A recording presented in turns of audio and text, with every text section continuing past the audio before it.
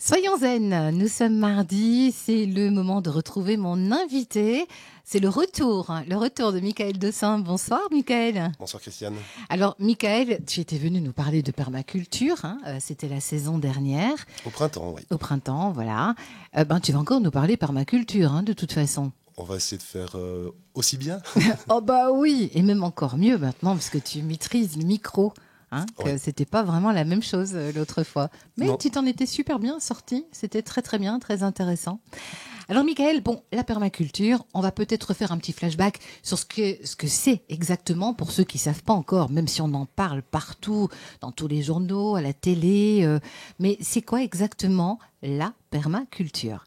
Alors, la permaculture, c'est une philosophie qui va permettre d'aborder les différents aspects de la vie grâce à toute une série de techniques. J'aurais tendance à dire que c'est une boîte à outils dans laquelle on va pouvoir aller s'inspirer, on va pouvoir aller puiser des éléments que l'on peut remettre en place dans son chemin de vie, pas seulement au potager comme on en avait parlé la fois passée Oui. aussi, dans les autres secteurs, dans les 6 autres secteurs qui complètent cette fleur de la permaculture.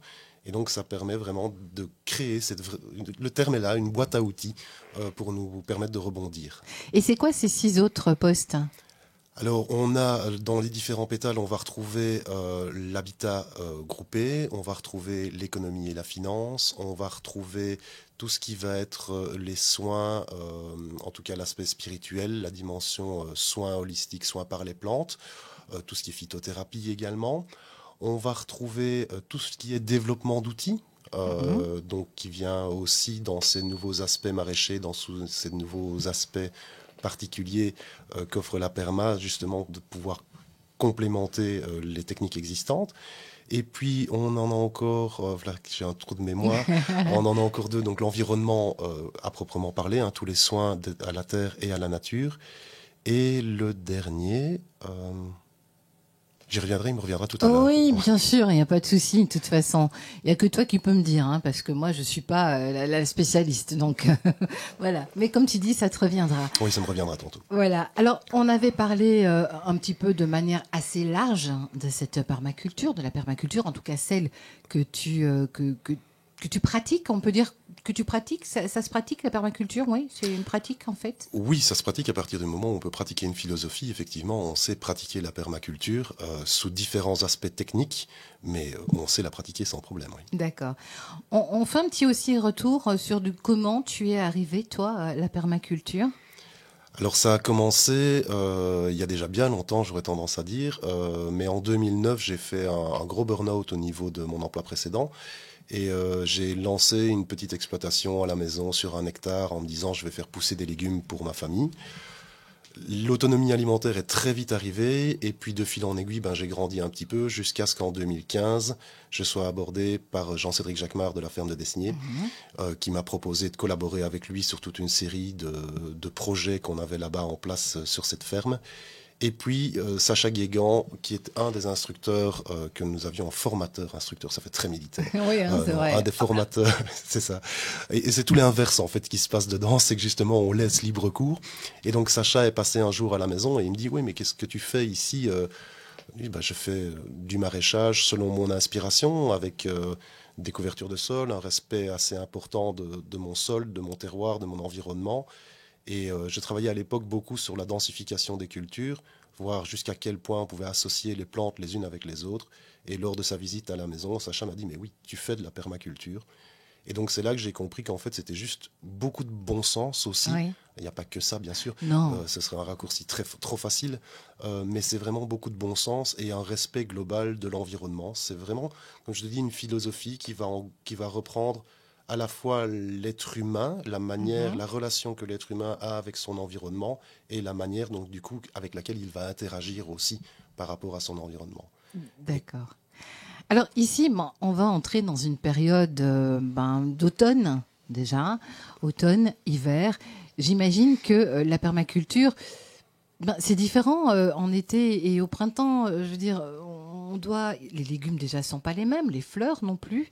Alors comment ça se passe? Il y a un terrain aussi, un sol à préparer. Il y a plein de choses à faire. Alors justement, il y a peut-être des gens qui se disent, je vais me lancer dans la permaculture. bon, manque de peau, ça tombe en automne, peut-être que je saurais rien faire. Mais si, au Si. contraire. Oui, exactement. On va déjà en automne, en fait, on va travailler sur 2 phases.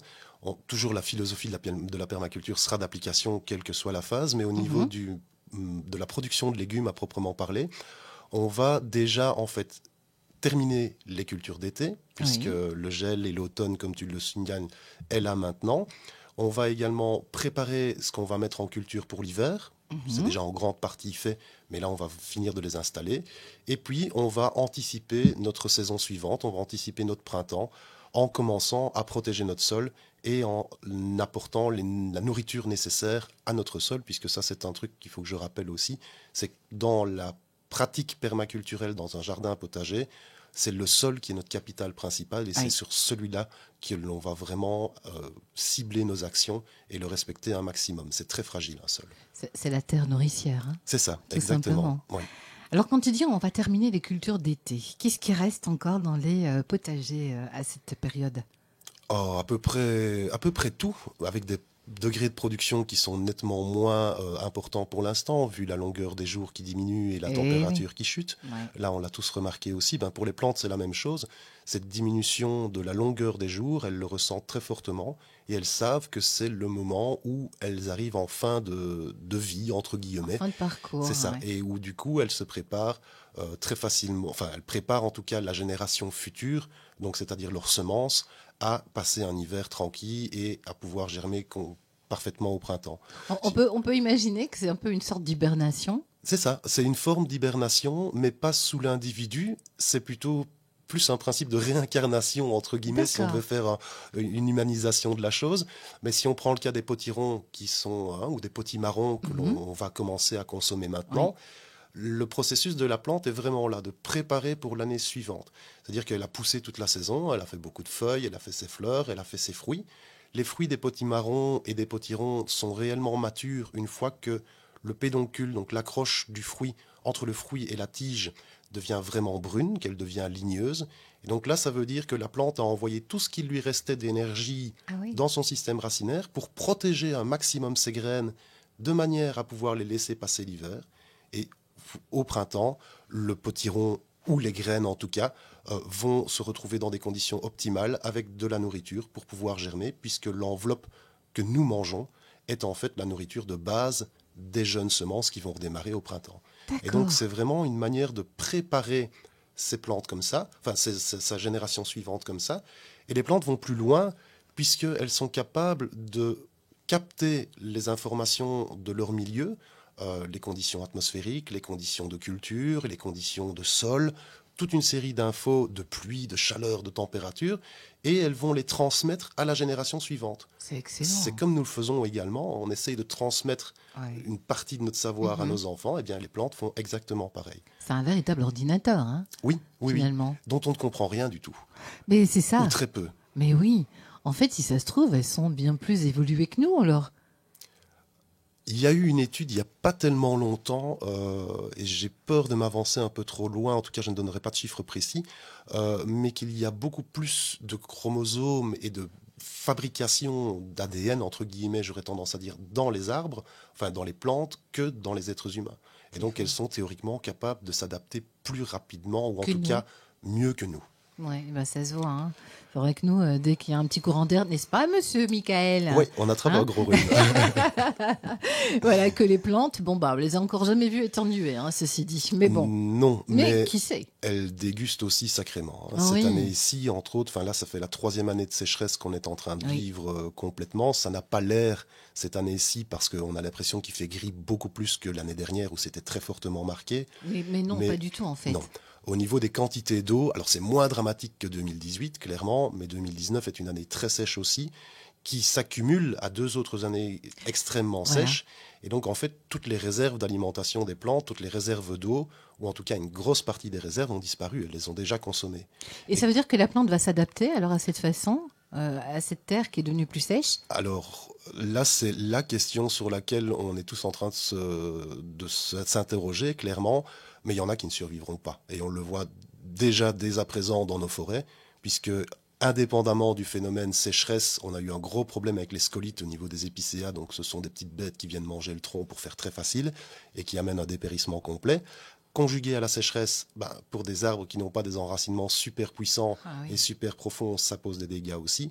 Là où c'est beaucoup plus inquiétant, c'est qu'aussi bien dans nos forêts belges que dans le Jura suisse qu'en France, on a énormément d'espèces indigènes qui souffrent terriblement fort.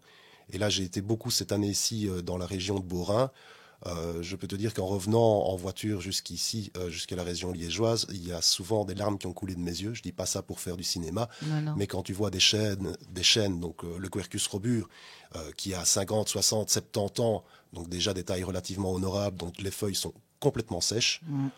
On s'est dit à ce moment-là qu'il y avait un truc qui n'allait vraiment plus, quoi, clairement. Oui.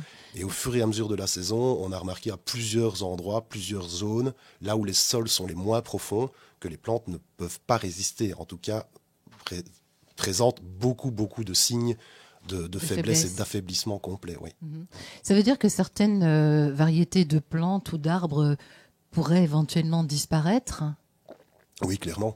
Clairement, on a déjà connu ce genre de choses, mais plutôt liées à des maladies. On a eu la graphiose de l'orme, par exemple, qui a complètement décimé les populations d'ormes qu'il y avait dans nos régions. Là, pour l'instant, on a la chalarose ou la calarose du frêne qui est en train de faire beaucoup de dégâts aussi.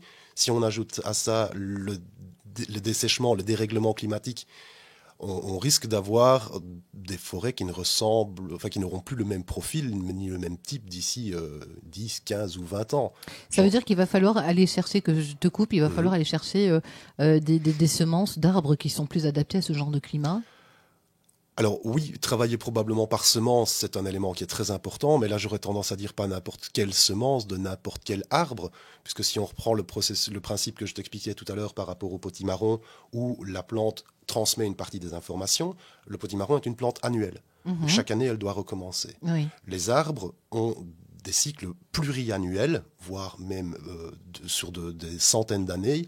Et donc, ces vieux arbres ont accumulé, ont capté des milliers, des milliards d'informations qui ne demandent qu'une chose, c'est transmettre. Et donc, oui, on va pouvoir ressemer, en tout cas, on espère qu'on va pouvoir continuer à semer, mais idéalement, allons rechercher les caractéristiques génétiques de ces tout vieux arbres qui ont plein d'expériences derrière eux et qui ne demandent qu'une chose, c'est de pouvoir transmettre ça à leurs semences. Il y a d'autres espèces qui, par exemple, ont besoin de beaucoup plus de froid, comme le hêtre, et on sait maintenant que le hêtre a beaucoup plus de mal à germer dans nos conditions actuelles parce que les températures ne sont plus aussi fraîches pendant l'hiver. Alors c'est très agréable pour l'humain, j'en viens encore une fois à ça, je ne me plains pas quand on a des belles saisons, humainement parlant et dans la perception de l'instant immédiat. Mais la végétation souffre énormément. Quoi. Exactement. Et si on se positionne avec un regard à plus long terme, j'en discutais avec des collègues sylviculteurs donc, qui s'occupent des boisements et gestionnaires de propriétés privées ou publiques, la question se pose de que planter. Mais c'est ça. Parce que tu dis qu'il fallait rechercher les informations génétiques de l'arbre. Mais si lui n'arrive plus à pousser ici, ça veut dire que sa descendance, entre guillemets, n'est plus apte non plus. Donc, si on transporte nos arbres à nous dans une région plus humide et qu'on prend des arbres, est-ce que c'est possible ? Est-ce que ces semences vont réagir de la même façon en se retrouvant sur un sol qui est quand même un petit peu différent, enfin qui est étranger, je dirais ? Alors non, parce qu'elles ne vont pas pouvoir 100% capter ces informations-là, effectivement, vu le déplacement. Mais la végétation, la nature est toujours capable de s'adapter. Elle s'adaptera dans toutes les situations. On le voit au fur et à mesure des siècles. C'est ça, exactement. Et c'est beaucoup plus marquant pour le règne animal que pour le règne végétal. Parce que le règne animal a des systèmes de vie beaucoup plus courts, des laps de temps beaucoup plus courts. Et donc, on peut remarquer facilement l'invasion, entre guillemets, liée au dérèglement climatique, où on voit des insectes du sud qui remontent terriblement ici. Voilà. Et inversement, les nôtres ont tendance à partir plus vers la région, enfin vers le nord. Oui. Donc, il y a un phénomène d'adaptation qui va se faire. Ce qu'il y a, c'est que pour le système végétal, ça va beaucoup trop vite. Oui. Le dérèglement va beaucoup trop vite. Ils n'arrivent pas à suivre, en fait. C'est ça, exactement. Ils ne peuvent pas prendre leurs petites pattes et leurs petites racines et aller se poser plus loin. Ailleurs. Voilà, donc il y a tout le travail qui se fait justement par la transmission d'informations via les semences. Mais au-delà de ça, nous, en tant arboriculteurs, producteurs, j'englobe vraiment tous ceux qui vont travailler avec les arbres, on s'interroge sur quelles essences planter pour s'alimenter aussi. Oui, parce que c'est important. C'est ça. Et ce sont des choses que l'on ignore ou que, en tout cas, qui ne sont pas très courantes sur la place publique, mais c'est que pour des arbres fruitiers de nos régions, ils ont besoin d'avoir un certain nombre d'heures de température inférieure à une fourchette de 7 degrés. Si ces heures ne sont plus présentes, les arbres vont beaucoup moins facilement faire des boutons. Qui dit des boutons dit des fleurs, et qui dit des fleurs dit des fruits. Oui. Voilà, donc on essaye de tirer au plus loin, au plus large. On s'inspire de ce qui peut se faire ailleurs et d'essayer d'aller chercher peut-être des essences, pas peut-être, certainement, des essences qui vont tenir sous nos climats, un peu plus du sud, un peu plus du nord, en essayant de ne pas jouer non plus aux apprentis sorciers et de retomber dans les problématiques qu'il y a eu précédemment avec des imports-exports de végétaux. Oui, c'est ça qui peuvent nuire, et puis qui peuvent nuire effectivement à nos végétaux déjà. Tout à fait. Ouais. Tout à fait. Donc là, on assiste vraiment à un changement de la philosophie, enfin de la physionomie, pardon, de nos forêts. Mais personne n'a, je pense, à l'heure actuelle, de réponse, ou en tout cas, on n'a pas de possibilité pour savoir ce qu'on va réellement faire, parce que ce dérèglement climatique va tellement vite. Rappelle-toi, l'année passée, en 2018, on a eu 38, 39 degrés. Oui. Cette année-ci, on a pété le record à 42. Exactement. 3 degrés en une année, c'est énorme, c'est gigantesque. Et quand on sait que maintenant, les perspectives du GIEC indiquent jusqu'à 7 degrés de température supplémentaire, ça fait peur. Et c'est aussi 7 degrés global. Il faut savoir que le réchauffement est beaucoup plus fortement matérialisé sur les terrains, sur les terres, que sur les océans. Tout à fait. Et donc, voilà, on ne sait pas très bien. On est mal barre, quoi, en quelque sorte. Ben, c'est pour ça qu'il faut se préparer à ça. On est mal barre depuis bien longtemps, mais on nous a rien dit. Non, c'est ça. Il a fallu qu'on le découvre par nous-mêmes. Enfin, il y a eu quelques éclairés qui, en 72, ont déjà vu les graphes de Meadows et le schéma de limite de la croissance de la Terre, où en 72, déjà, Meadows et son équipe disaient que les années 2020-2030 seraient des années charnières par rapport à la consommation qu'on avait au niveau des années 70. Ah oui. Là, on est dans un boom incroyable. Toute la population mondiale veut accéder maintenant au même train de vie que les Occidentaux, États-Unis et Europe en premier. On voit qu'il y a de plus en plus de milliardaires en Chine, il y a de plus en plus de monde. Et on ne s'est pas posé la question de qu'est-ce qu'on va faire avec ces ressources qui sont finies. Et on continue avec le même schéma. Donc on le sait qu'on va droit dans le mur. On continue, soit. Ce sont des choix qui ne nous sont pas globalement... On n'arrive pas spécialement non plus à manœuvrer, quoi, je veux dire. Hein. Voilà. Nous, à notre échelle. Hein. Ah non, nous, à notre petite échelle, si on ne va pas... je vais dire prendre nos responsabilités. Enfin, il y a deux manières de prendre ses responsabilités pour moi dans cette histoire-là. La première, c'est que ce soit nos décideurs qui les prennent et qui injectent vraiment ce coup de fouet pour essayer de sauver ce qui est encore temps de sauver, tout simplement. Ou alors, à notre microscopique échelle d'individus, on peut faire des efforts, on peut s'allier pour favoriser les biodiversités, les productions alimentaires saines, pas du bœuf qui va venir d'Argentine ou du Canada et qui va être nourri aux OGM. Quoi. C'est ça, exactement. Donc, on a vraiment la possibilité de créer en fait des micro-oasis. Et c'est ça qu'on va essayer vraiment de faire avec cette philosophie de la permaculture, c'est de permettre la création de tous ces liens où toutes les compétences vont être bonnes pour réinventer cette nouvelle société que nous attendons tous. Parce qu'on n'en peut plus. Les taux de burn-out sont incroyables, les suicides de l'agriculture, c'est horrible. C'est hallucinant.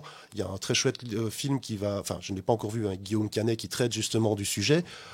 Donc il est plus que temps de faire quelque chose, et on a tous la possibilité de le faire. Alors ça va paraître dérisoire ce que je vais dire comme argument, mais on ne travaille pas seulement que sur le matériel, on travaille sur une conscience globale aussi. Oui.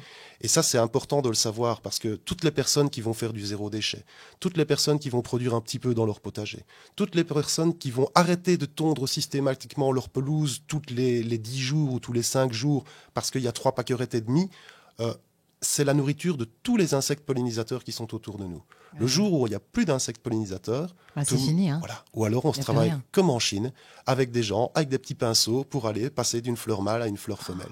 C'est pas des clichés, c'est ce qui se passe réellement là-bas. Et malgré ça, c'est trop loin de nous. on percute pas, on n'avance pas dans cette voie-là. Et donc nous, on recrée justement, on essaye de recréer des écosystèmes qui vont être favorables à toute cette biodiversité, toute cette survivance du végétal, de l'animal et du reste, parce qu'il y a toutes ces liaisons qu'on ne connaît pas aussi, parce qu'il y a les bactéries, il y a les champignons, tout ça est aussi à reprendre dedans. On essaie vraiment de recréer ces oasis en espérant que ces oasis puissent renaître, éclater, comme un champignon comme une veste de loup qui éclate ses spores et qui les envoie partout. Voilà, c'est un peu ça ce qu'on essaye aussi de proposer avec cette philosophie de la perma.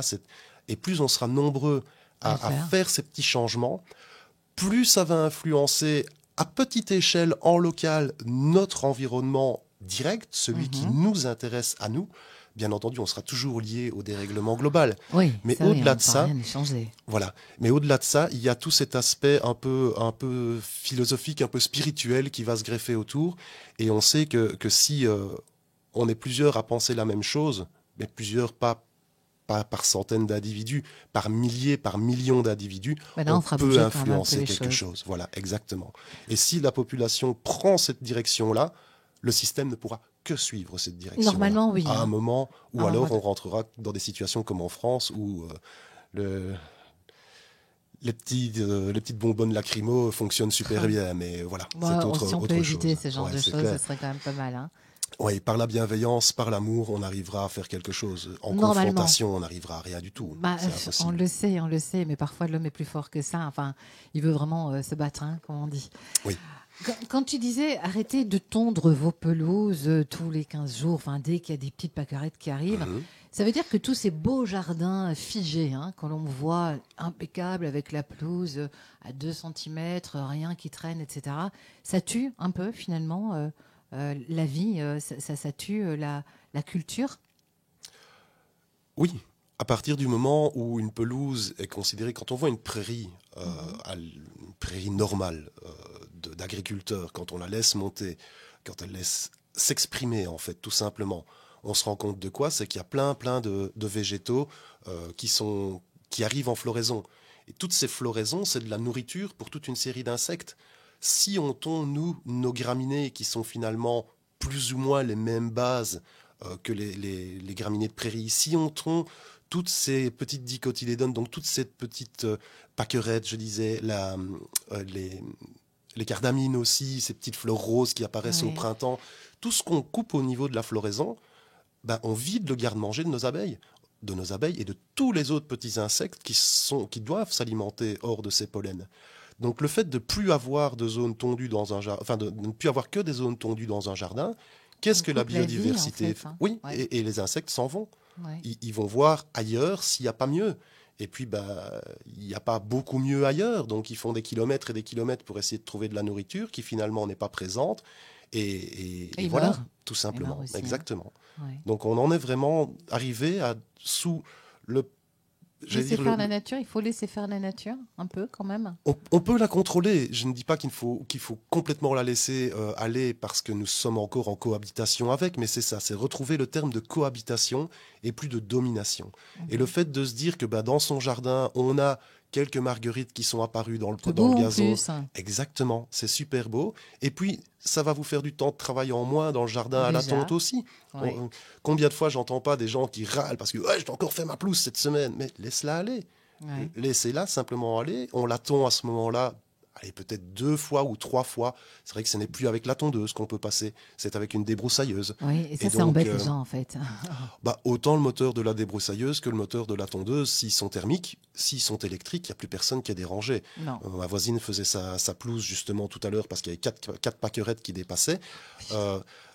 Je tique toujours, mais je ne dis rien parce que aller à la discussion ou à la confrontation, ça ne sert à rien dans ce cas-là. C'est la cohabitation aussi des hommes. Ça. Hein. Tout à fait, exactement. Mais l'humain ne sait déjà plus cohabiter avec son voisin. Donc, demander à la naturelle de cohabiter avec nous, c'est beaucoup lui demander. C'est peut-être ça qui me fait le plus peur. Ouais. C'est le fait que toutes ces relations humaines n'existent plus, qu'on est dans une compétition permanente et qu'on n'est pas plus du tout dans cette entraide, ces échanges, cette solidarité comme on avait avant. Alors, Et Je sais la pas à nature en quand paye il le faut prix fort. remonter, hein. Je sais pas à quand il faut remonter parce que il y a toujours eu des tensions Bien à tous sûr, les hein, niveaux. c'est clair. Mais en tout cas, on était beaucoup moins individualiste et peut-être utiliser le terme égoïste que maintenant aussi, parce que vraiment, on y perd tous Oui, dans ces et liens-là. la nature nous le fait sentir Exactement, aussi, tout simplement. exactement. Et sans la nature, on n'est rien.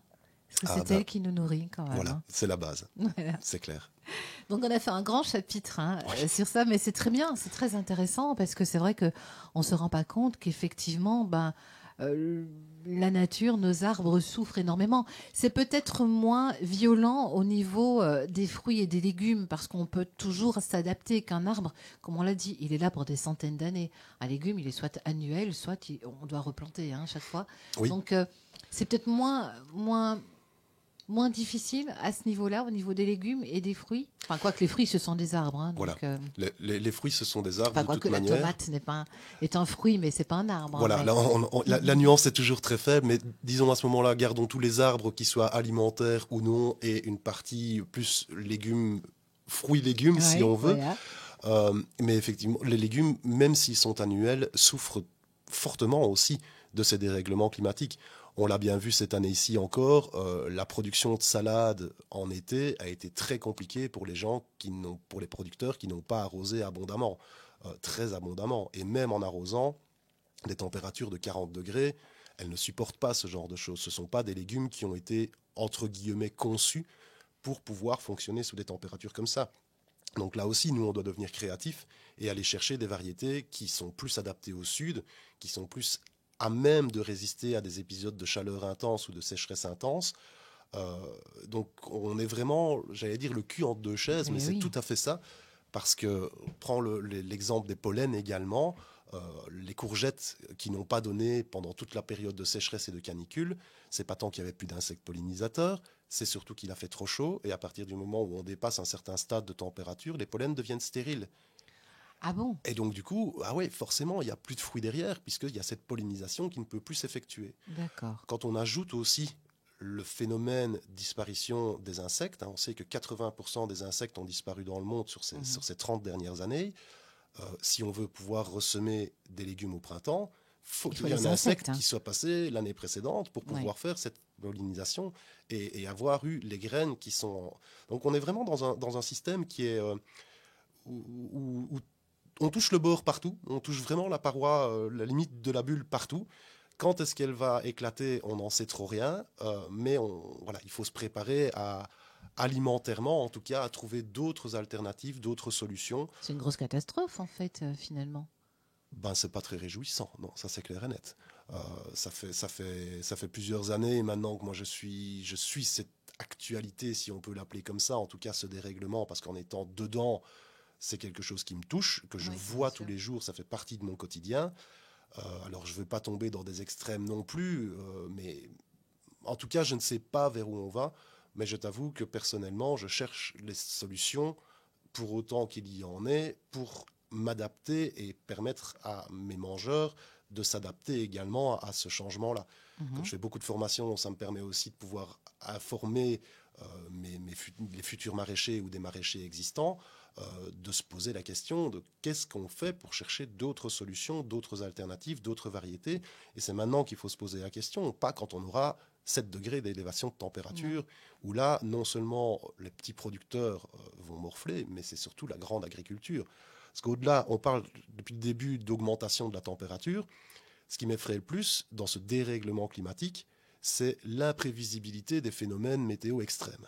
Oui, c'est ça. Quand on voit ce qui est tombé à certains endroits en France, En Espagne. en Espagne, où ce sont des trompes d'eau, des litrages hallucinants qui tombent, Alors que nous, on n'a rien eu, quoi. voilà, exactement. Le sud de la Et France a été complètement sec, hein, cet été. c'est ça. Et donc, ce qui vient de leur arriver est une catastrophe. Oui. Parce qu'au-delà des quantités d'eau qui sont tombées, et qui sont déjà astronomiques en elles-mêmes et qui sont problématiques, tous les sols Ah, qui ouais, ont reçu cette eau n'ont pas pu les absorber Ah non. à cause de la sécheresse. Oui. Et donc, qu'est-ce qui se passe? Ce sont les premiers centimètres de terre qui disparaissent. Et dans ces premiers centimètres de terre qui sont emportés par les eaux, par les coulées de boue qui se créent, c'est toute la richesse du paysan. Parce que la richesse, elle est là. Elle est dans ces 4, 5, 6 premiers centimètres. Et cette richesse qui s'en va dans ces coulées de boue, on peut peut-être imaginer que ces coulées de boue vont aller ailleurs et peut-être engendrer une espèce de culture ailleurs ou pas, ou c'est perdu à tout jamais. Alors, les Égyptiens déjà utilisaient les crues du Nil pour pouvoir cultiver. Donc on sait que ces coulées de boue, ces limons, entre guillemets, vont pouvoir arriver quelque part. Mais il y a une grosse différence entre toutes les coulées qui partent des champs actuels, qui sont, rappelons-le, complètement pesticidés aussi, bourrés d'engrais azotés. Et donc on en arrive à des phénomènes d'eutrophisation. Et puis de toute façon, ici, nos sols ne sont pas, en tout cas je parle pour l'Ardenne globale, et en généralité pour notre région, c'est que nos sols ne sont pas limoneux provenant d'alluvions directes de rivières. Nous, on a un sol qui est structuré, qui est travaillé par les vers de terre, qui est travaillé par les limaces, par les cloportes. Et donc c'est tout ce sol, toute cette création de la nature qui disparaît, et avec elle, toute la vie. Parce que les vers de terre qui sont dans les 15 premiers centimètres, si la terre s'en va, où est-ce qu'ils vont? Ils finissent par se noyer pareil. Les bactéries, tout disparaît. Le sol est vraiment quelque chose sur lequel on doit tabler et on doit baser.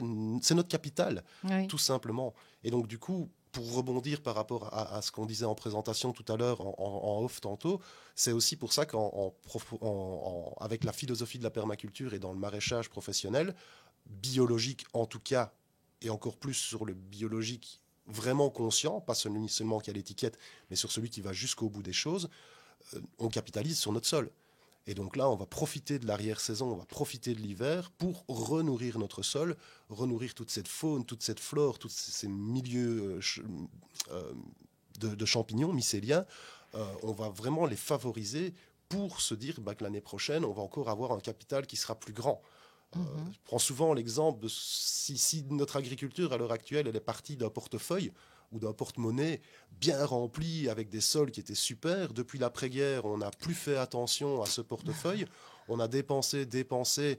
Donc la matière organique a disparu, la vie du sol a disparu. C'est comme si on jetait chaque fois des pièces à l'égout ou en peu de choses près. Et là, on arrive avec un portefeuille qui est quasiment vide et on se dit comment est-ce qu'on va faire pour le remplir? C'est ça. Mais c'est trop tard pour remplir ce portefeuille-là, en tout cas dans des échelles de temps raisonnables. Parce que on ne peut pas concurrencer ce que la nature a fait pendant des milliers d'années, à créer du sol, à créer des structures. Donc le sol est extrêmement fragile, il est basé sur des relations électriques. Et donc une fois que ces relations électriques sont abîmées, ils sont cassées, le sol devient battant, lessivant, et il finit par soit mourir sur place, soit finir par disparaître au gré des inondations et des grosses pluviométries. Donc ça veut dire que l'homme est plus fort, malheureusement, que la nature sur ce coup-là. C'est lui qui a fait en sorte que ce sol ne soit plus bon, qu'il n'y ait plus les choses qui fonctionnent correctement. On casse plus vite nos jouets que ce que la nature ne peut les construire. Ça, c'est clair et net. On sait que ce qu'on est en train de vivre à l'heure actuelle de façon globale, mondiale, c'est la 6e extinction d'espèces, et que la disparition des espèces vivantes est 100 fois supérieure à ce que la nature ferait naturellement. Mais d'aucuns disent aussi que ce réchauffement climatique n'existe pas, que de toute façon c'est cyclique, que la Terre, il y a eu l'ère glaciaire, etc., etc. Tout à fait. Donc que c'est cyclique et qu'on est dans une phase, dans un cycle pour l'instant, mais que le réchauffement n'existe pas. Je suis tout à fait d'accord pour dire qu'effectivement la nature est cyclique et que ces phénomènes de glaciation, de réchauffement ont toujours eu lieu et auront toujours lieu. On sait que le Sahara a été couvert par des forêts tropicales, on sait que le Groenland a été vert à un moment, mais ce qui se passe, c'est que ça se faisait toujours à des échelles naturelles. Ici, la seule chose qui pourrait qui pourrait imiter, entre guillemets, ce que l'homme est en train de faire, c'est une éruption volcanique d'une ampleur exceptionnelle et qui couvre l'entièreté du globe terrestre de gaz à effet de serre. Ça s'est probablement déjà produit dans le passé aussi. Je n'ai pas suffisamment d'expérience, mais quand on voit... Tu n'étais pas là non plus. Non, heureusement, sinon ça me mettrait vraiment un coup de vieux sur ce coup-là. Mais quand on voit tous les travaux des glaciologues qui ont été faire des prélèvements justement jusqu'à des kilomètres de glace de profondeur pour analyser ces phénomènes de réchauffement climatique et qui ont été calculés les taux de carbone de CO2 qui étaient présents dans l'atmosphère à ce moment-là, puisqu'on sait que le CO2 se pose dans la neige et qu'une fois qu'elle se compacte, ça devient de la glace. Eh bien, il n'y a jamais eu autant de CO2 en aussi peu de temps que ce que l'on vit maintenant. Ah oui. Alors, je ne suis pas du tout climato-sceptique. Au contraire, je pense qu'il y a vraiment une évolution du climat. Mais je peux comprendre aussi que les gens ne prennent pas conscience de cela, parce que ça nous dépasse dans nos échelles de temps et nos échelles de valeurs humaines. Oui, voilà. Déjà, pour vous rappeler ce que vous avez mangé au petit déjeuner lundi de la semaine dernière, on n'arrive pas à le faire. Pour la nature, c'est la même chose, parce qu'on n'est plus connecté à la nature. La plupart d'entre nous vont peut-être une fois en forêt par semaine, et encore. On a du mal à se rappeler à quel moment le gel a eu lieu la saison précédente. C'est On a vrai. plus ou moins des rappels, mais oui, c'est des rappels par mois. C'est Oui, vague. c'était début novembre. C'est vague. Ouais. Voilà. Et donc, tous ces éléments-là font vraiment en sorte qu'on ne peut pas prendre en perspective globale tout ce dérèglement. Alors, il y a des cerveaux bien plus intelligents que nous, les scientifiques, qui ont mesuré ça, qui les ont compilés par données. Alors, soit on est victime d'une manipulation de masse hallucinante, et c'est une théorie du complot qu'on peut mettre en place, mais je ne suis pas partisan de cet effet-là. Je le vois dans la vie de tous les jours, les insectes ne sont plus là. Ben oui, c'est ça. Mais ils sont remplacés par d'autres. Mais pas dans les mêmes équilibres. On a l'impression que la Terre tourne, de toute façon, Tout à fait. Ça c'est sûr. Mais donc, finalement, nous, on va attraper le climat d'un pays qui était plus au sud. Notre climat du nord va partir vers le sud. Enfin, tu vois ce que je veux dire? On a vraiment l'impression qu'effectivement, que ça va trop vite pour nous. Enfin, nous, on a une vie, l'homme a une vie qui va trop vite par rapport à la nature, peut-être. Donc, on est en décalage. Complètement. On est en décalage. Complètement. Quand tu vois que depuis l'après-guerre, finalement, allez, on va agrandir un petit peu, on va mettre ça depuis le développement de l'ère industrielle, Oui. ça fait jamais qu'un battement de cils, même pas sur l'histoire de l'humanité. Mhm. Et sur l'histoire de la Terre, c'est même pas une virgule. Non, Donc, c'est vrai. on va effectivement beaucoup, beaucoup trop vite par rapport à ce que la nature est capable de faire et de pouvoir subvenir à nos besoins. Oui. Quand on voit l'augmentation de la population terrestre aussi, je n'ai plus tous les chiffres, mais on a doublé, voire triplé, voire Il faut que quadruplé. la Terre suive pour nous nourrir. C'est ça, exactement. Donc en 1900, il y avait peut-être, je ne sais même pas si à la fin du siècle 1800-1900, on avait atteint le milliard d'individus sur Terre. Je ne vois plus les chiffres exactement, mais voilà, depuis les années 50, ça double. Ça explose. C'est juste hallucinant. Et donc, comment est-ce que la Terre peut supporter un tel modèle de croissance? C'est pas possible. Non. Je prends souvent l'abeille comme comparatif de société par rapport à ce que vit l'humain. Qu'est-ce qui se passe dans une ruche ou dans une nichée d'abeilles? Enfin, une nichée, le terme n'est pas bon, mais non, dans un essaim. Un essaim, voilà, merci. Un essaim d'abeilles naturel.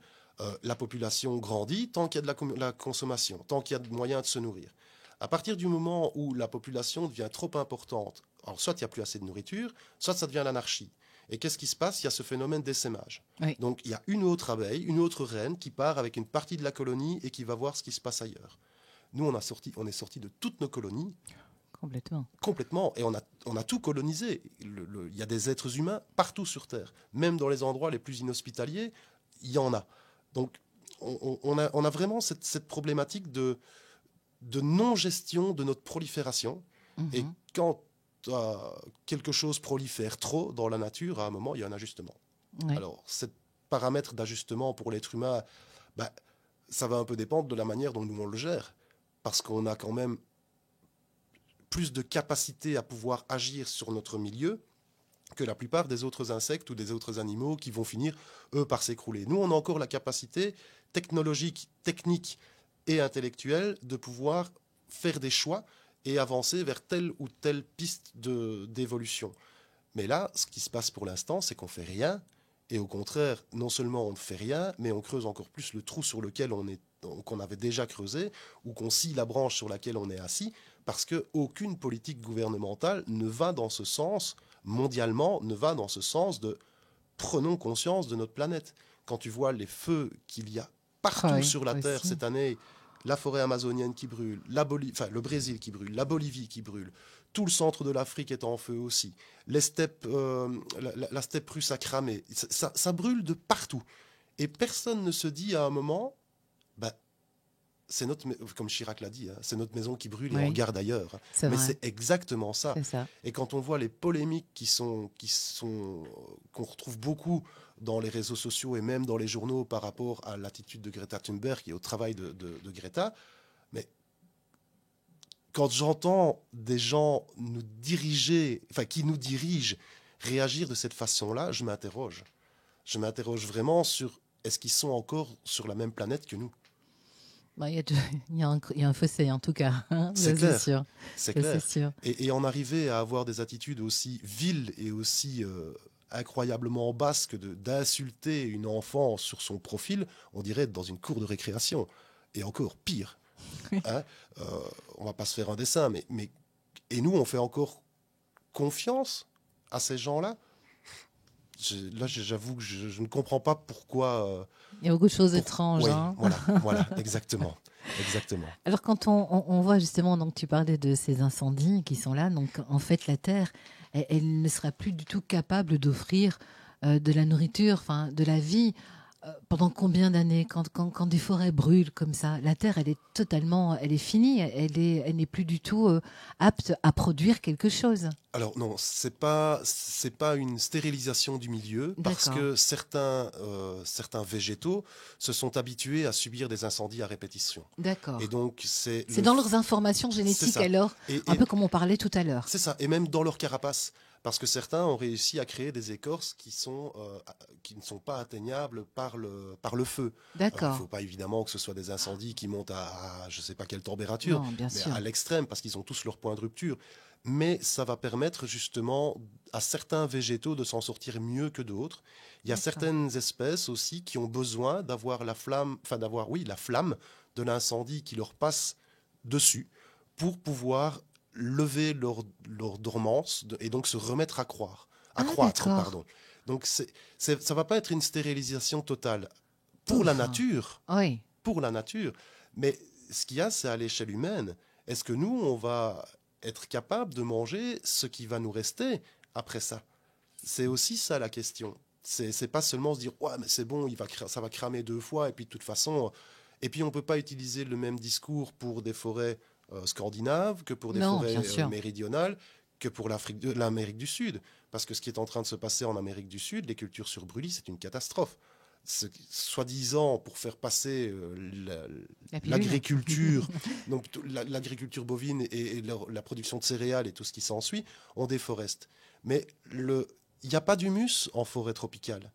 Parce que les conditions sont tellement chaudes et humides que dès que la nourriture, dès que les feuilles tombent au sol, tout est consommé. Et donc on n'a pas de sol. Ce qui Ah veut oui. dire que quand on passe un brûlis dessus, ben, vous avez peut-être pour 2 ou 3 ans de culture et puis après c'est un C'est désert. fini. D'accord. Là, c'est un vrai désert parce qu'on ne sait pas restructurer ces sols-là ou à des coûts qui sont largement prohibitifs par rapport à ce qu'on est en train de faire en déforestation pure et simple et qui ne sont purement que des idéologies politiques. Mhm. C'est ça qui est dramatique. C'est qu'on sait que c'est le poumon de la planète avec les océans. Il faut pas non Oui, il plus faut pas mettre aller. tout là-bas, Non, bien sûr. mais c'est un de nos 2 poumons et on laisse cramer notre poumon sans réaction globale. Alors, on entend bien l'un ou l'autre chef d'État qui se dit oh, on va les accuser, on va pointer du doigt, et en même temps ce chef d'État-là reçoit une réponse de cours de récréation, hein, on en a déjà parlé, et lui en même temps qu'est-ce qu'il fait? Il vend son bois à la Chine, il vend ses forêts centenaires à la Chine. Enfin voilà, et Il y a donc beaucoup de non-sens. ben voilà, Ouais. et c'est ça qui est, enfin qui moi T'horripile. ouais, on peut utiliser ce T'as terme-là. triste. Non, je pense que t'as C'est triste. attristé, Hein, c'est voilà. ça. C'est C'est de plus en l'incompréhension. accord Ouais, avec toi. C'est attristé c'est que tu es, ça. hein, plutôt que horripilé. Oui, c'est vraiment une incompréhension globale de qu'est-ce qui fait que ces gens-là sont aussi différents. Allez, je vais te faire très égocentrique et très égoïste de moi, de ma façon de penser et de beaucoup Parce que toi, tu d'autres, connais la heureusement. terre et que tu la travailles, peut-être. Mais quand vous êtes ministre de l'Agriculture, quand vous avez l'environnement dans votre responsabilité, vous devez quand même avoir un minimum de travail. Moi, je ne vais pas m'introniser CIO de chez Proximus, alors que je n'ai pas d'expérience dans la gestion humaine. Mais c'est ce qui se passe dans notre politique globale. Vous avez les mêmes têtes qui passent de poste en poste, et ça peut être les gens les plus intelligents sur Terre, ils ne peuvent pas maîtriser les compétences du secteur dans lequel ils vont. Et donc, du coup, ils ont des conseillers. Mais les conseillers, ils disent quoi? Enfin, on va peut-être arrêter là pour ne pas repartir en politique. On va repartir sur nos terres, sur nos terres. Ce sera beaucoup. Oui, parce que là, on sort du contexte soyons zen, en fait. Oui, c'est vrai, on va sortir comme ça. Mais voilà, ici, on sort donc de cet été qui a été relativement sec. Est-ce que cette terre est prête à passer l'hiver? Qu'est-ce que vous allez faire pour qu'elle soit performante quand le printemps reviendra? Qu'est-ce qui va se passer maintenant? Qu'est-ce qu'on fait concrètement avec cette terre? Alors, on va les préparer. Là, maintenant, on va les nourrir. C'est un peu ça l'objectif, c'est de se dire, elles ont bien donné pendant toute la saison. On a été consommer beaucoup d'énergie dans le sol et beaucoup d'éléments nutritifs parce qu'on a fait pousser plein de beaux légumes, des tomates magnifiques, plein de courgettes. La terre nous a donné beaucoup de bonheur. Voilà, donc on a pris plein dans le porte-monnaie. Voilà. Et ce qu'on va faire maintenant, remplacer. C'est ça. On va recapitaliser, on va recharger notre porte-monnaie et on va donc ramener des matières organiques au niveau du sol. Alors là, il y a plusieurs techniques. Enfin, c'est même pas des techniques, c'est plusieurs matériaux qu'on va pouvoir utiliser. Il va y avoir les fumiers, tout ce qui est fumier animal, de vaches, de moutons, de poules, de chevaux. Le porc, un peu moins, surtout de la manière dont il est produit à l'heure actuelle, c'est plus des lisiers. Donc c'est un peu moins intéressant. On va aller chercher des feuilles mortes, on va aller chercher éventuellement des fougères qui seraient sur le côté aussi, qui seraient en phase de jaunissement. Vous allez pouvoir aller chercher du broyat de branches ou récupérer vos tontes de haies que vous avez fait après la nidification des oiseaux. Oui. Donc après le 15 juillet toujours. Vous allez pouvoir récupérer ça pour en fait ramener au sol des éléments nutritifs qui ne sont pas quantifiables, qui ne sont pas chiffrables comme ça quand on les pose dans son jardin, mais qui vont non seulement nourrir le sol, donc pouvoir renourrir les plantes l'année prochaine, mais donc du coup aussi nourrir toute la vie du sol. Ouais. Les petites bactéries, les petits champignons, tout ce qu'on ne voit pas à notre œil nu d'humain, c'est présent, c'est dans le sol et ça fait partie du processus de décomposition des matières organiques. Donc ça va passer des gros morceaux à des plus petits morceaux. Puis ces plus petits morceaux vont être attaqués par des éléments encore plus petits.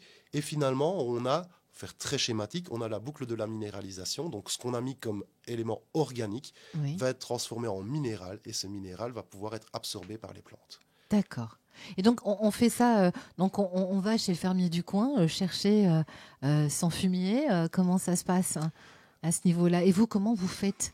Alors, moi, depuis le début, j'ai souhaité penser ma micro-ferme, depuis 2009, comme étant un lieu autonome. Et donc, en plus des cultures et des arbres fruitiers, j'ai des moutons, des poneys. Donc, tu as les animaux qui vont te donner ce fumier, en fait. C'est ça, exactement. Mais qui ne sera pas suffisant que pour pouvoir combler l'ensemble des besoins de mon potager, tellement les légumes sont gourmands. Et donc, en fonction des besoins des plantes qui vont être cultivées l'année suivante, j'oriente mes choix d'amendement, comme on appelle ça, donc mes choix d'apport de matière au niveau du sol, en fonction des besoins de la culture d'après. D'accord. Donc ça veut dire que déjà maintenant, je sais ce qui va arriver à quel endroit dans mon potager en 2020. Et donc du coup, je peux amener les nourritures nécessaires.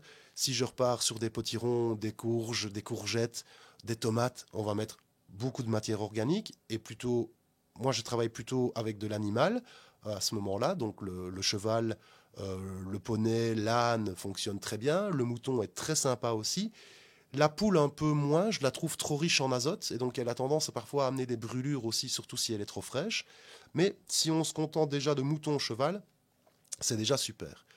Pour d'autres cultures qui vont... Donc tu as des parcelles différentes alors, elles sont délimitées. C'est ça, toutes les parcelles sont délimitées. Alors en fait, ce sont chaque fois ce qu'on appelle des planches de culture, donc des zones qui font 80 cm de large sur, chez moi, 11,25 m, dans d'autres fermes, 25 mètres de longueur, parfois beaucoup plus aussi.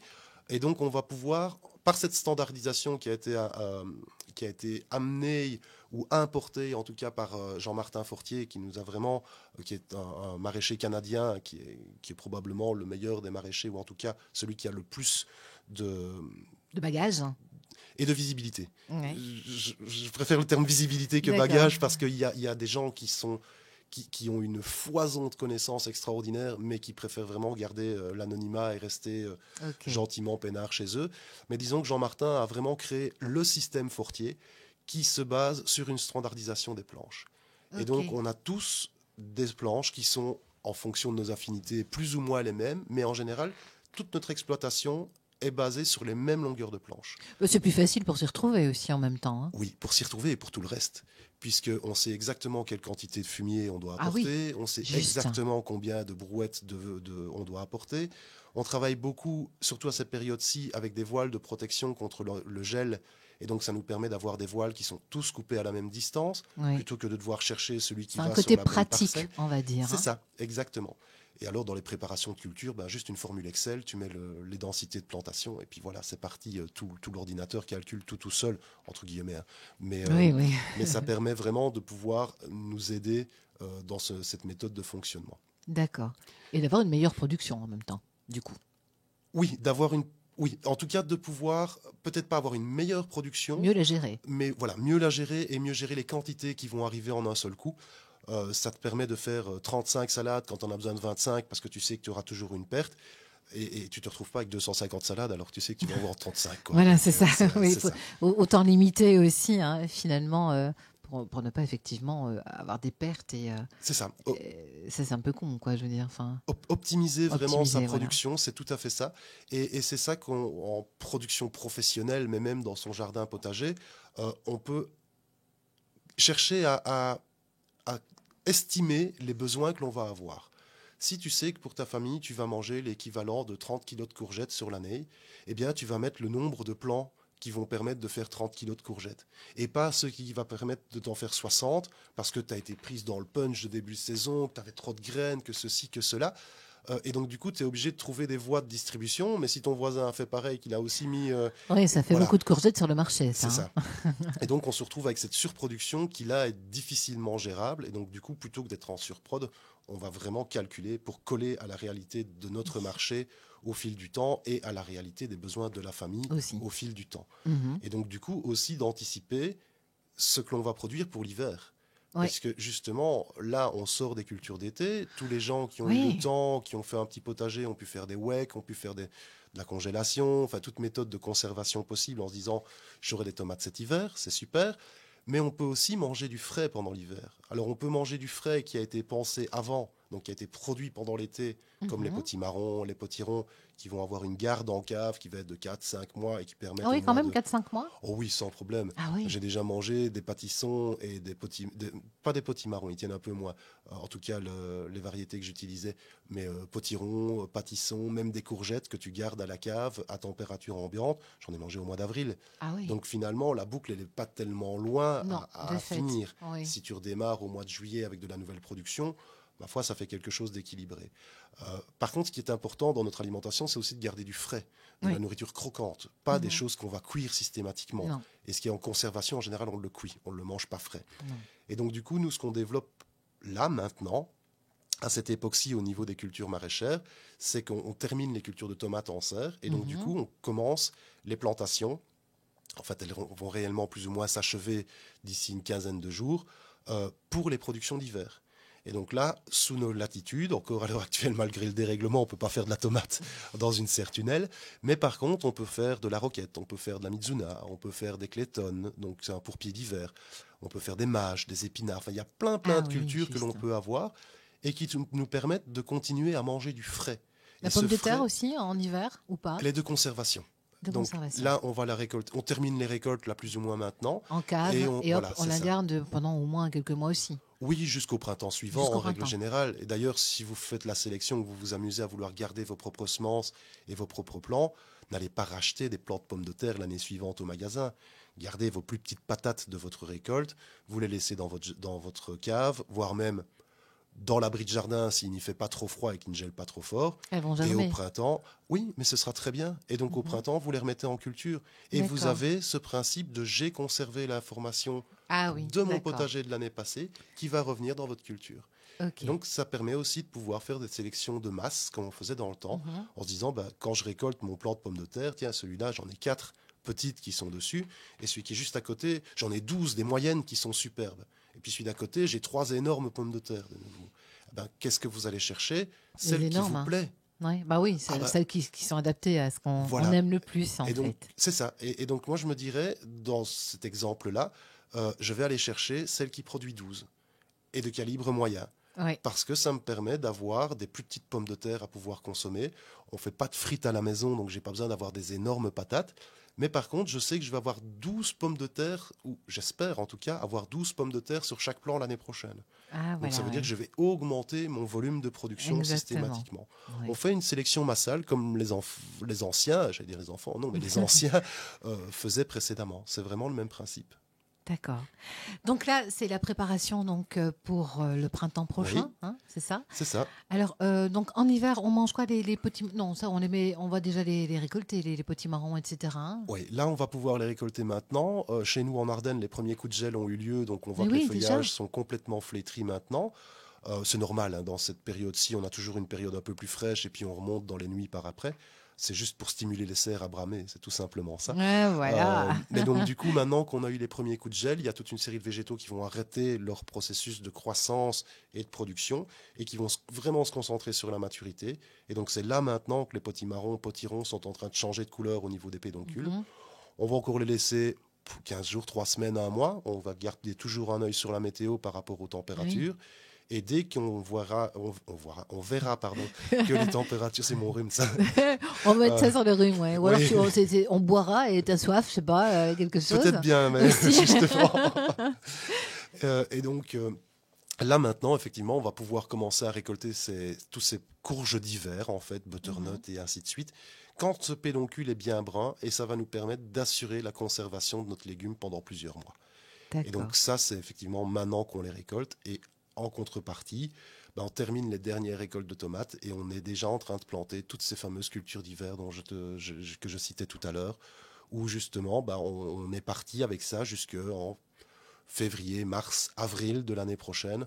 En fonction des conditions météo, on va pouvoir continuer à récolter tout l'hiver. Ça aussi, c'est une inspiration qui vient d'outre-Atlantique, puisque c'est Elliot Coleman qui a été un des premiers à retravailler les cultures en hiver. Et ça fait des années maintenant que moi je pratique cette méthode-là. Alors c'est pas entre guillemets rentable pour une production maraîchère parce que ça fait pas beaucoup de poids, Mais non. des petites laitues, des petites salades comme ça. Mais en tout cas, dans une production individuelle, je pense que c'est vraiment quelque chose qu'on doit faire. 9 fois sur 10, monsieur et madame tout le monde, quand on arrive à la fin de saison, coupe les tomates, les aubergines et les Et voilà, et puis poivrons, et on puis on rentre fait le plus rien. matériel. Voilà, C'est c'est ce ça, que j'allais dire, exactement. hein. On s'imagine que effectivement, une fois que l'automne et que l'hiver arrivent, c'est fini, on peut plus rien cultiver. Eh ben, si, justement, et c'est là que c'est tout intéressant de continuer, parce que continuer à cultiver, ça veut dire qu'on va continuer à arroser. Si on continue à arroser, ça veut dire qu'on garde la vie microbienne et vers de terre active dans les premiers centimètres du sol.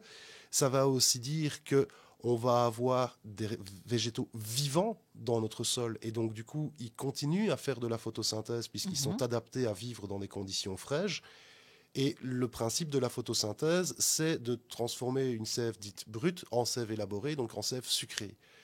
Et les plantes, elles sont généreuses, elles sont altruistes et intéressées également. Ah, Et elles oui. savent très bien qu'en donnant une partie de ce sucre aux bactéries qui sont dans le sol, aux champignons qui sont dans le sol, alors ça se marque moins pour les légumes que pour les arbres, parce que les systèmes racinaires restent moins longtemps. Mais le principe est là, c'est de donner une partie de son énergie produite à des alliés invisibles pour nous, mais pas pour l'arbre. Et du Qui coup, vont eux, qu'est-ce rendre, qu'ils vont hein, faire qui vont rendre exactement? l'appareil, quoi, comme on dit. C'est ça, tout à fait. Puisqu'un arbre ne sait pas se déplacer pour aller chercher de la Ah nourriture, bon, c'est le non. champignon qui va le faire avec ses filaments, qui va aller chercher bien plus loin et puis retransférer cette nourriture vers l'arbre qui lui a donné du sucre. Et on est vraiment dans ce processus de coopération. Alors, c'est pas un monde de bisounours, la Ah nature ben non non, plus, hein. non. On est bien Parce conscient de que cela. c'est aussi montrer qu'elle peut être très dure, hein, aussi. Oui, très dur et parfois même encore plus horrible que ce que l'homme pourrait faire, où Oui, on sait que là, l'homme s'est inspiré de la nature en tout voilà. cas. Mais donc, il y a vraiment cet échange qui va se faire en Une petite continuant à usine, hein, cultiver. finalement. C'est ça, Une petite exactement. usine où tous les petits ouvriers ont leur rôle bien spécifique et font en sorte que la machine tourne. C'est ça, tout à fait. Et quand tu regardes la nature, sauvage, entre guillemets, ce qui reste chez nous, en tout cas, la vraie nature, tu vois qu'il n'y a rien qui disparaît en hiver. Si, il y a quelques végétaux qui disparaissent, mais il y en a encore beaucoup qui sont présents pour justement continuer à amener à la fois cette nourriture et puis à la fois cet effet protection du sol, parce qu'un paillage, qu'il soit mécanique ou manuel, organique, inorganique ou, manuel, ou végétal, pardon, va protéger le sol de l'érosion d'hiver. Et donc, C'est pour ça finalement aussi que je te coupe, que les arbres perdent leurs feuilles. C'est la nature en fait. Voilà, ça sert à rien. Enfin, il faut pas trop ramasser ces feuilles. Elles sont là, elles ont leur rôle essentiel aussi ou pas? tout à Ouais. fait. Elles ont le rôle essentiel. Toutes les feuilles qui sont sorties, enfin qui retombent au sol, si on veut schématiser encore une fois très fort, c'est toutes les pièces de monnaie qu'on a pris dans notre portefeuille et qu'on a accrochées dans l'arbre. Et quand l'arbre relâche ces pièces de monnaie ou ces feuilles, c'est pour renourrir le sol. Donc nous, on devrait théoriquement faire pareil et laisser justement au sol et à l'arbre cette possibilité, parce que non seulement il se renourrit par rapport au volume qu'il a produit, mais comme il nourrit les bactéries, qui nourrit d'autres types de vie dans le sol, une fois que ces vies-là meurent, alors qu'elles se nourrissent des déjections de l'arbre, elles recréent quelque chose de plus. Alors c'est microscopique évidemment, Oui, bien c'est sûr. de l'ordre, c'est à comptable, mais par contre, ça fait partie de l'équilibre global. Et ça, on a complètement zappé cet équilibre global de renourrir ce qu'on a pris. Et pourtant, voilà, la nature, elle sait ce qu'elle fait. Parce que si les arbres perdent leurs feuilles et qu'elles tombent au sol, c'est qu'il y a une raison. Oui. Hein, voilà. Oui. Non, et nous, on est bêtes, on est là, on ramasse les feuilles et on les jette. Sous un prétexte d'esthétique. Exactement, C'est ça qui est encore comme le pire. beau jardin, C'est bien ça, taillé, tout à fait. la pelouse sans pâquerette, etc. Quoi. Exactement. Et ça pousse la réflexion dans l'économique. C'est de se dire, ok, mais c'est très bien, on récupère les feuilles à l'arrière-saison, le jardin est beau, il est propre, il est nickel, on ne marchera pas dans la boue, on n'aura en tout cas pas l'impression de marcher dans la boue. Mais au printemps, qu'est-ce qu'on fait? On va acheter un Des engrais engrais. en grande surface et on vient balancer de l'engrais sur son potager, alors que finalement, Alors qu'on l'engrais, on l'avait. l'a brûlé Ouais. ou on l'a exporté au parc à containers. Ouais, Et c'est vrai. j'en discutais avec une des responsables communication d'Intradel il n'y a pas tellement longtemps. On lui disait, c'est incroyable. Les gens viennent nous déposer les déchets et nous acheter notre compost, alors qu'on peut le faire chez soi. Oui. Et donc ils déposent gratuitement et ils payent. Mais Alors, non, mais peut-être un peu fainéant. ben, je crois surtout qu'il manque Ou il d'outils. ne connaît pas. Ouais. Ouais, je crois que c'est ça, je crois qu'il manque d'outils. Parce que fainéants, on l'est tous, on essaye tous de se faciliter la vie, on essaye oui. tous d'aller au plus facile. Mais à partir du moment où on a les outils, c'est parfois encore plus facile d'utiliser les outils que de rester dans le système tel qu'on le connaît ou qu'on l'a Et mis ça en coûte moins place. cher aussi. Exactement. Donc ça veut dire qu'il faut travailler moins Oui, pour aller chercher cet argent-là. Et exactement. donc cet argent-là, on peut le redéplacer ailleurs. Donc Oui. tout ça, c'est une question j'allais dire, tu parlais de retournement de la Terre, de changement de climat, mais c'est vraiment ça, c'est une question de basculement des pôles.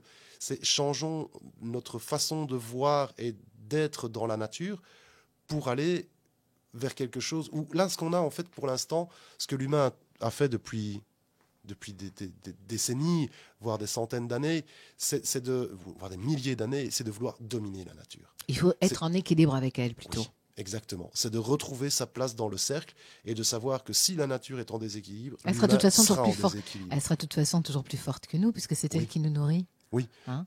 Oui. Donc si on lui fait du mal, ben elle va pas nous nourrir. Donc on va disparaître nous. Qu'elle, elle sera encore là. Ah oui, ça, je me fais aucune inquiétude pour la planète. Mes inquiétudes, elles ne tournent pas pour la planète, elles tournent plus pour l'avenir du genre humain, Ouais. même si je sais que je Notre ne peux rien descendance. faire à nous-mêmes. Mais comme je le dis souvent, ma gamine a 12 ans. La première chose que j'ai fait quand j'ai acheté mon terrain en 2009, donc elle en avait 3 à ce moment-là, ça a été d'installer des arbres fruitiers.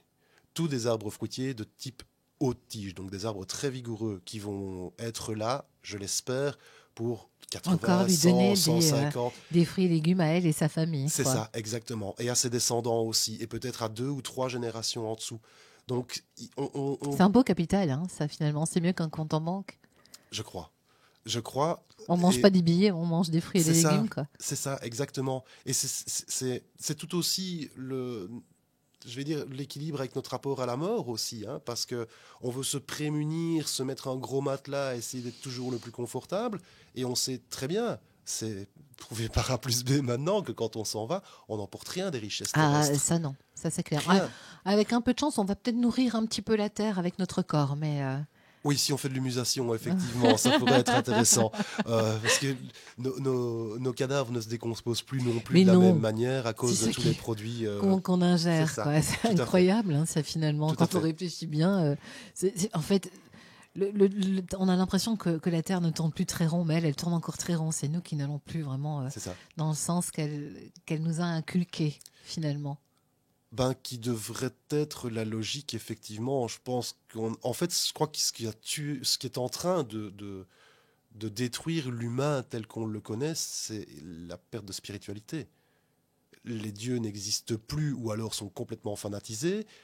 Les églises en Occident se vident tout le temps. Il n'y a plus assez de prêtres. Il y a rien qui a remplacé ça. Si, il y a la technologie. Il y a le dieu technologie. Et donc, du coup, on se fie à ça, à cette croissance économique, à cette technologie qui permet d'avancer. Et on a qui n'est pas complètement fiable, perdu. hein. Non, on le voit tous les jours. Ce sont des machines en même temps. Tout à fait. Mais on se raccroche à ça comme un ultime espoir. Alors que finalement, allons faire quelques pas dans la nature. Quand vous prenez un arbre dans vos bras, vous verrez qu'il se passe... le bonheur du monde. Enfin, voilà. Une énergie. L'arbre donne son énergie. Hein. C'est ça. Et puis tout simplement aller dans la nature, entendre tous ces petits animaux, tous ces petits bruits là qui sont là, ça régénère. C'est mieux quand même que le bruit des voitures ou la télé. Exactement. Et les arbres sont très symboliquement la connexion entre notre milieu ancré terrestre et le milieu spirituel et le milieu des dieux.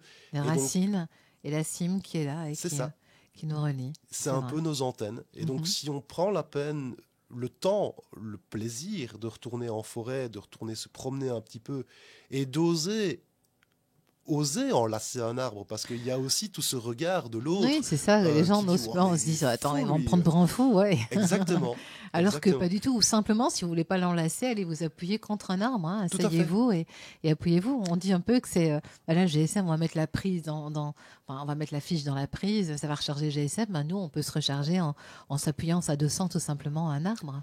Oui, et c'est pour ceux qui ne pratiquent pas la méditation ou qui sont rébarbatifs à cet aspect méditatif, parce que pour des raisons X ou Y, bien justement, allons poser nos pieds dans la forêt et nous poser contre un arbre, et ça se passe tout seul, en fait. On a besoin de rien faire du tout. Cette reconnexion qui est là, et je crois que reconnexion naturelle. Oui, et justement, je pense que si on arrive à j'allais dire canaliser, mais c'est pas ça, ou presque, mais à retrouver notre connexion spirituelle, de façon globale, on aura tous les outils pour changer le monde de façon différente.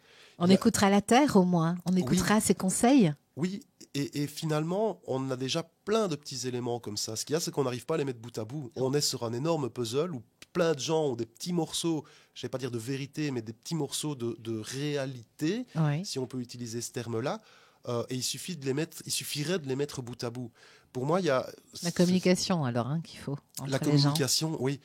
Oui, et en même temps, communication et bienveillance.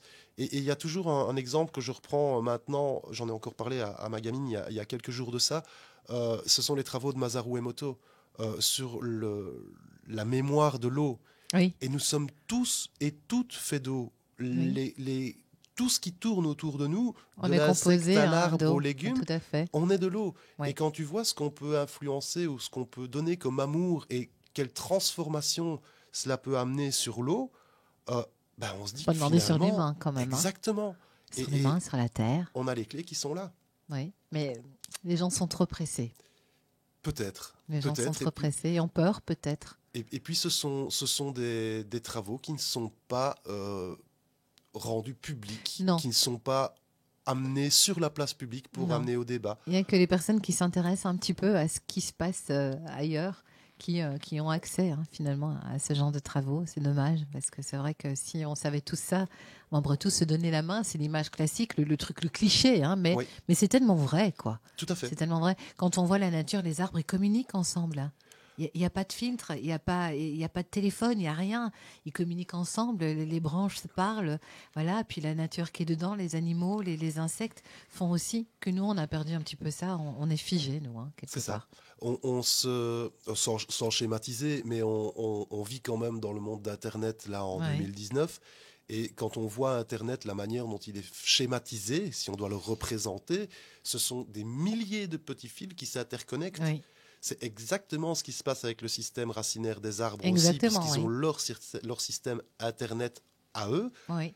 Et le plus paradoxal dans tout ça, c'est que l'humain, plus il va sur Internet et plus ils se déconnectent les uns des autres. Oui, c'est l'inverse. C'est ça qui est assez ahurissant. Vraiment, oui. C'est chacun un petit peu dans son petit coin et il n'y a plus rien qui se passe. Voilà, il n'y a plus ces interactions et on le voit tellement bien avec. Et j'en fais partie, j'ai aussi un smartphone, je me rends compte que ça me prend aussi une partie de mon énergie. Ouais. Mais quand on voit le nombre de jeunes qui sont aux abribus ou qui sont sur le bord des plaines de jeux ou des choses comme ça, ils sont avec leur smartphone.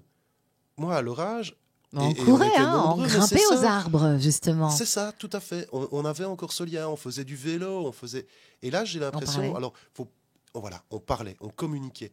Mais sans faire une généralité, je crois qu'il y a quand même beaucoup de jeunes qui, maintenant, ne communiquent plus les uns les autres. Il n'y a pas que les jeunes, hein, même les plus vieux, maintenant. Tout à fait, oui. Les gens n'arrivent plus à se rencontrer, déjà. Hein. C'est ça. Et on en se parler. Et on en arrive dans ces phénomènes de harcèlement, finalement, parce que la différence de l'autre fait en sorte que on se fait peur à soi-même de ne pas être comme ça, et donc du coup on rentre dans des phénomènes d'harcèlement et de jugement. Exactement. Pour ça, j'ai encore les 4 accords Toltec. Voilà, ça fait partie des choses. De ta philosophie de vie en même temps. Oui, c'est ça. De ma philosophie de vie. Oui, tout à fait. Tout à fait. Et si on pouvait ne fût-ce que les lire une fois de temps en temps, une fois par mois, n'importe qui les lit une fois par mois, et essaye d'en appliquer ne fût-ce que ma parole soit impeccable. Voilà, on va essayer de garder celui-là, parce que rentrer dans le jugement et dans la critique de l'autre, c'est juste dommage de perdre autant d'énergie, soit à dégrader quelqu'un d'autre, et alors la personne qui est en face, de recevoir ça, c'est juste impossible. Quoi. Ouais. Et c'est dommage d'en être arrivé à cela. C'est vrai. Dis donc, Michael, on a rempli 1 heure. Bon, on a eu quelques petits trucs quand même pour préparer la terre, etc. Je crois qu'il va falloir que tu reviennes encore un jour, parce que là, on est parti encore dans d'autres choses, mais qui sont hyper intéressantes et vraiment importantes. Moi, ça m'a vraiment... Je savais pas, je connaissais pas tout ces systèmes-là de mémoire, justement, des plantes, de la végétation.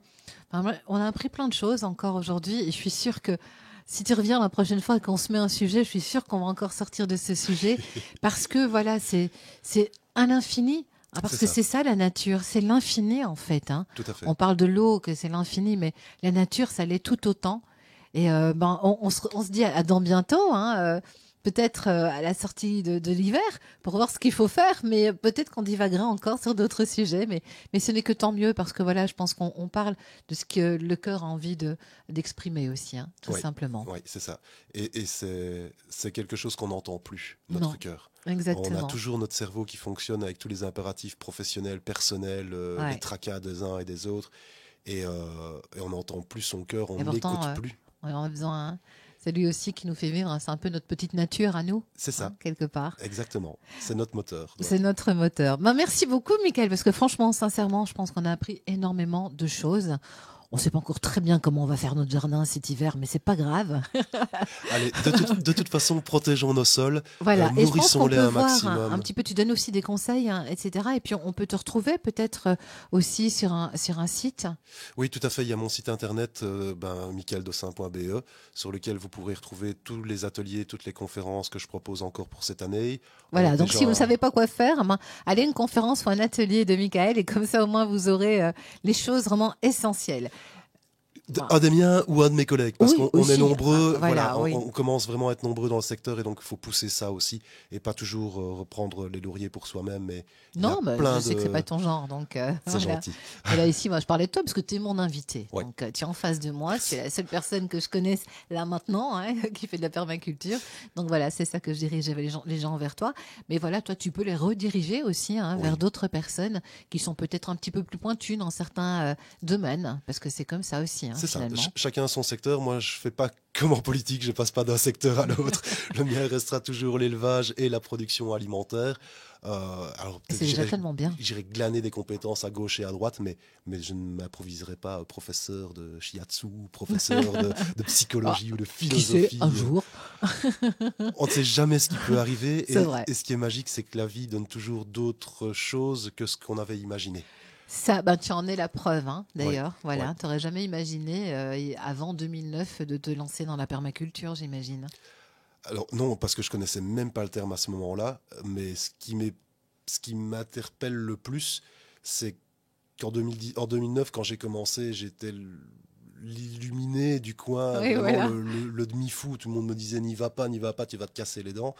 Et surtout là, que tu vivais dans une yourte en plus, C'est hein, ça, c'est oui. ça. Donc les gens, oh Tout mon à fait. Dieu, c'est quoi ce phénomène qui vit comme ça dans une tente? Oui, exactement. Et puis voilà, en 2009, où je ne savais pas quoi faire de ma vie le 10 mars de cette année-là, et puis aujourd'hui, le 30 septembre ou 1er octobre 2019, où tu me réinvites pour une 3e fois à la radio parce que tu as envie d'écouter mes paroles. Donc ça, je trouve ça juste phénoménal, d'autant que j'ai rien demandé, tout est arrivé comme ça, et c'est là que je me dis aussi, Merci la vie. chaque chose est à sa place. Et Voilà. si ma parole est entendue maintenant ou écoutée maintenant, c'est peut-être parce que c'est le bon moment pour l'entendre, tout Voilà. simplement. Et je te remercie de me Mais l'accorder. je t'en prie. Et puis j'espère te revoir bientôt parce que je te dis, je pense que finalement la permaculture, comme tu dis, c'est une philosophie de vie, mais il n'y a pas que la terre, il y a tout ce qui va autour. Et franchement, la porte est ouverte parce que je suis sûre qu'il y a encore plein de choses que tu pourras nous délivrer. Merci beaucoup. Merci beaucoup, Michael Dessin, et à très bientôt alors. Hein. À tout bientôt. Au revoir.